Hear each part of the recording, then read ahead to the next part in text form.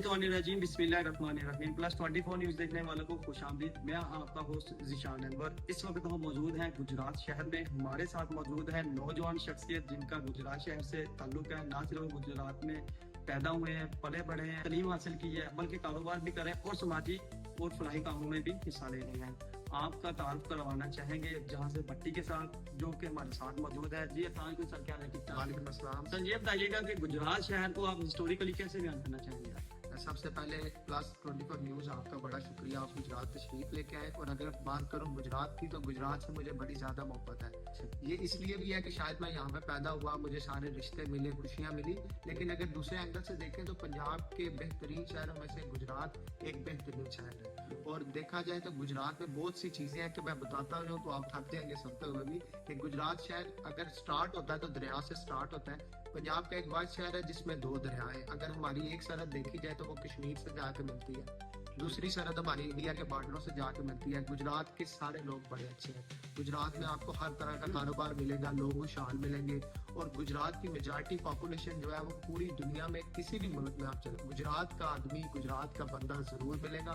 बाकी गुजरात में अहम सियासी शख्सियात हैं, जिस तरह गुजरात से वजीर आजम भी बनते हैं, वजीर आला भी बनते हैं। हमारे गुजरात के हर टन्योर में आपको मिनिस्टर जरूर मिलेंगे। फिर गुजरात में अल्हम्दुलिल्लाह हमारे पास 3 निशाने अदर हैं। चीफ ऑफ आर्मी स्टाफ हमारे होते हैं, चीफ ऑफ एयर स्टाफ जो अभी हैं वो भी गुजरात से उनका तल्लक है। तो गुजरात एक बहुत ही अच्छा इलाका है और यहाँ पे बहुत ज्यादा सुकून है। हमें ज्यादा इसलिए यहाँ पे सुकून मिलता है कि आप एक 5 किलोमीटर रेडियस के ऊपर बैठे हुए हैं और आपके पास दुनिया की हर सहूलत है। आप दुनिया की किसी भी जगह जाए, जो सहूलतें आपको उधर मिलती हैं वो अल्हम्दुलिल्लाह हमारे गुजरात शहर में आपको मिलेंगी। ये बताइएगा, आप समाजी और फलाही कामों की तरफ जो आप राग़िब हुए हैं, बहुत ही कम उम्र में आपने अपना नाम कमाया है, तो ये कैसे शौक पैदा हुआ आपके? ये जब 2005 में जल्जला आया था ना, तो तब हम शौकत आलम वॉलंटियर, हम उनसे इंस्पायर हुए थे। जिस तरह वो लोगों की मदद करते थे, फिर वो जज्बा दिल में पैदा हो गया और मुझे अच्छा लगता किसी की भी मदद करना। वो कैसे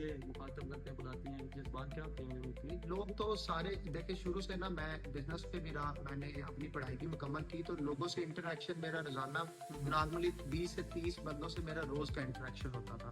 तो अभी भी होता है, लेकिन मुझे प्यार सारे शुरू से ही करते हैं। जितने भी लोग हैं, जिस तरह मैं अपना ज्यादातर टाइम अपने घर से बाहर ही गुजारा हुआ है, तो उसी तरह मुझे अभी इतना फर्क फील नहीं होता। लेकिन कुछ नए लोग हैं जिनको पहले मेरा नहीं पता था, अब उनको मेरा पता लगा, तो जब वो मुझे मिलते हैं तो उनको मैं अच्छा लगता हूँ, मुझे वैसे ही सारे अच्छे लगते हैं। तो फिर मुझे खुशी होती है जब कोई वीडियोस के हवाले से मेरे से बात करता है या मजाक करते हैं, तो इस तरह फिर मुझे अच्छा लगता है, मेरे पास एक नई एक्टिविटी है। अच्छा, ये सर बताइएगा कि आपने कारोबार में भी एक नाम बनाया है और उसके लिए आपने क्या मेहनत की, तगोदे की और चंद सालों में आप बड़ा ऊपर आए उसके लिए? हाँ जी, मेरे वालिद साहब का शीशे का काम था। शीशा जो खिड़कियों में शीशे लगते हैं, दरवाजों में लगते हैं, दुकानों में शीशे लगते हैं। तो मैं भी बचपन से साथ साथ तालीम हासिल की, साथ साथ मैंने इस काम को किया। और साथ में हमारा एल्यूमिनियम का काम है, एल्यूमिनियम की खिड़कियां बनाते हैं। तो ये मैं सारे नौजवानों को कहता हूँ, जब हमने सात समंदर पार जाके इतनी मेहनत करनी है, या वो मेहनत हमने किसी और को अमीर करने के लिए करनी है, तो मैं सबको कहता था कि मेहनत अपने मुल्क में करो। तो वो मुझे कहने, जब मैं लोगों को कह रहा था तो मुझे फील हो रहा था कि मुझे भी अब कुछ करके दिखाना है। तो इसलिए आज भी मैं नौजवानों को यही कहता हूँ, मैं भी मेहनत करता हूँ, 12-13 घंटे करता हूँ और मुझे कोई शर्म नहीं आती। शायद कोई एक बच्चा भी मेरे से इंस्पायर हो तो वो बाहर जाने की जिद छोड़ दे और अपने मुल्क में रहकर काम। जी। अच्छा सर, ये बताइएगा, आप यूट्यूबर हैं, इन्फ्लुएंसर हैं, फ्रीलांसर हैं और सोशल मीडिया एक्टिविस्ट हैं। गुजरात के नौजवान लड़के और लड़कियों के लिए क्या मैसेज है इसमें, आप क्या कहना चाहिए? मैसेज मेरा सिर्फ यही है कि ये प्लेटफॉर्म्स बड़े अच्छे हैं। अगर आप इनका मुस्बित इस्तेमाल करेंगे तो आपके लिए भी फायदा होगा और आपके गिरदनवा के जितने लोग हैं ना, उनको भी आप फायदा पहुंचा सकते हैं। सिर्फ ये है कि आपने पॉजिटिविटी देखनी है, आपने बुरी चीजों की तरफ नहीं जाना। मुझे 1 साल 1 माह यानी 1 साल अभी पूरा हुआ, मैंने ये वीडियोस बनाने का सिलसिला शुरू किया था।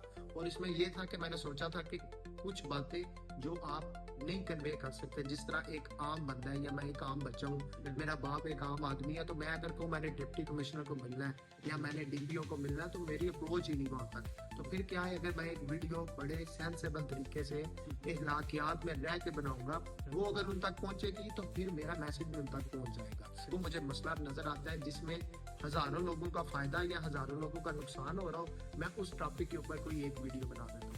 मौजूदा सेटअप के लिए जो गवर्नमेंट का सेटअप है उसके लिए गुजरात की डेवलपमेंट के लिए क्या सिफारिश मतलब करना चाहिए अपने लिए जो आपकी जनरल पब्लिक आए? देखिए, जो मौजूदा सेटअप है ये काम तो करवा रहे हैं, इसमें कोई शक नहीं है। कई चीजें हैं जो बेहतर हुई है, वो हम मानते हैं। और जो भी मैं कहता हूँ सियासतदान या कोई भी पार्टी जब कोई अच्छा काम करवाती है ना, तो चाहे आपकी वो पार्टी नहीं भी है, आपके उनसे इख्तलाफ भी है ना, तो आपको चाहिए जब कोई पार्टी अच्छा काम करे तो उसकी तारीफ जरूर करें। देखिए, हम उनकी तारीफ करते हैं, काम वो अच्छे करवा रहे हैं, लेकिन क्या है, जो अब इनकी अपर लेवल इनकी अथॉरिटीज है वो बड़े कीन है, वो बड़े ज्यादा जोशीले हैं कि हमने काम करना है। लेकिन जो इनकी लोअर मैनेजमेंट है या वो लोग जो फील्ड में आके काम करते हैं ना, वो अभी भी उनको मैं सारों को कहूंगा कि थोड़ा उनके ऊपर तवज्जो करें। पुराने लोग महकमों के अंदर छुपे होते हैं ना, वो सारी इनकी जितनी एफर्ट्स होती हैं वो नीचे वाले छोटे लेवल के लोग होते हैं, वो सारी एफर्ट्स को खराब कर देते हैं। और अगर देखा जाए, अगर गुजरात में जब भी काम हुआ है या अभी भी जो साफ सुथराई हो रही है ना, ये सर्कुलर रोड पे होती है। मैं हमेशा छेड़ता हूँ कि शायद ये जितने भी ब्यूरोक्रेट्स हैं या सियासतदान है, इनको लगता है कि गुजरात एक सर्कुलर रोड है, उसका नाम है। गली मोहल्ले में ना कोई जाता है। अभी भी अगर आप सरगोदे रोड पे जाएं, अगर सरगोदे रोड का आप ब्रिज क्रॉस करें गुजरात में, तो उसके पीछे ऐसे इलाके हैं, अगर आप उधर जाएंगे तो आपको लगेगा कि हम जनूबी पंजाब के किसी शहर में आ गए हैं। तो बजाय, मैं उनको क्रिटिसाइज नहीं कर रहा, मैं बस चाह रहा हूँ कि वो जाके, और वो चाहते भी हैं, वो चाहते हैं कि हम जैसे लोग मसलों को हाईलाइट करें और वो उसका हल निकाल दें। तो इसलिए मैं उनके लिए पॉजिटिव वीडियो बनाता हूँ और मुझे खुशी होती है। और मुझे लगता है मैं वाहिद पहला वीडियो बनाने वाला हूँ कि मैं जिस चीज पे वीडियो बनाई है, अल्लाह का शुक्र है इन सब ने वो काम को जल्दी से जल्दी किया, चाहे वो कोई सियासतदान था, चाहे वो कोई ब्यूरोक्रेट था। तो अल्हम्दुलिल्लाह, मुझे इसलिए मैं आपको आज अपने दिल से थैंक यू करता हूँ। जी सर, शुक्रिया। अच्छा सर, ये चीज़ है कि गुजरात मुहक्किकीन, शायरों, अदीबों की धरती है। कुछ आपके भी ऐसे कुछ नाम होंगे जो आप हमें बताना चाहेंगे, जिनको आप कोट करना चाहेंगे या उनकी मिसाल देना चाहेंगे? आपके शहर से बिलोंग करने वाली शख्सियत हैं जो। मुझे इतना ये शायरों से तो नहीं, लेकिन मुझे सियासी लोगों से शुरू से दिलचस्पी है। तो जो मेरे गुजरात में अगर फेवरेट है तो वो मेरे हैं चौधरी शुजात हुसैन साहब। तो उनसे हमेशा मुझे मोहब्बत है। वो इसलिए है, उनकी पार्टी की वजह से नहीं है, कि वो एक मुस्बत आदमी है। उन्होंने हर हालात में कोई भी किसी भी तरह के सर्कमस्टांसेस होंगे ना, तो वो एक बंदा जो हमेशा मुस्बत आपको नजर आएगा। तो और आप ये उनकी हिस्ट्री उठा के देखें। अच्छा सर, मुझे एक ये बतौर एंकर मेरी एक ज़ाती राय है कि गुजरात शहर को मैंने देखा है, गुजरात शहर को जब से मैंने फाउंड किया है, मुझे ये नेचुरली काफ़ी एक ग्रीनरी वाला शहर नज़र आया है, हरियाली वाला शहर नज़र आया है, और इसका माहौल वो भी बहुत अच्छा है। लेकिन कुछ चीज़ें ऐसी हैं जो फितरतन तो हैं, लेकिन जो हमारे एग्जेक्टिव इंतजामिया कुछ फेलियर है कि गुजरात के अंदर जो है बच्चों की सरगर्मियों के लिए, खेलों की सरगर्मियों के लिए पार्क्स का में कम्प्लेक्स नहीं है, स्पोर्ट्स कम्प्लेक्स नहीं है, और इस तरह की एक्टिविटीज़ के लिए वो इस तरह के मैदान नहीं है। उसके बारे में क्या करना चाहिए? जी, ये बिल्कुल आपका पॉइंट बहुत वैलिड है और ये इस चीज की बड़ी जरूरत है। देखिए, किसी शहर की 4 से 5 मिलियन के करीब आबादी है और उसमें ग्राउंड्स कोई नहीं। अब हमारे पास एक ग्राउंड है जहूरला ये स्टेडियम, लेकिन वो बड़े अच्छे लेवल का ग्राउंड है। तो जो आम गली मोहल्ले के बच्चे हैं वो किधर जाए? जिस तरह माँ बाप मेरे से आगे कहते हैं कि आप इस चीज पे वीडियो बनाएं कि पहले हमारे गुजरात में एक कदीम कॉलेज है, साइंस कॉलेज था, जिमीदार कॉलेज था, तो इनके जो ग्राउंड्स थे ना वो हम जैसे लोकल बच्चे यूज करते थे। तो अब उसमें भी सख्ती है। वो कहते हैं कि हमारी प्रीमिसेस है या सिक्योरिटी थ्रेट है, तो इसलिए कोई बाहर का बंदा अंदर आ नहीं सकता। तो वो फिर बच्चे किधर जाए? महकमा औकाफ की, शामलाट की इतनी ज्यादा गुजरात में जमीनें पड़ी है। अगर गवर्नमेंट थोड़ी सी तवज्जो करे तो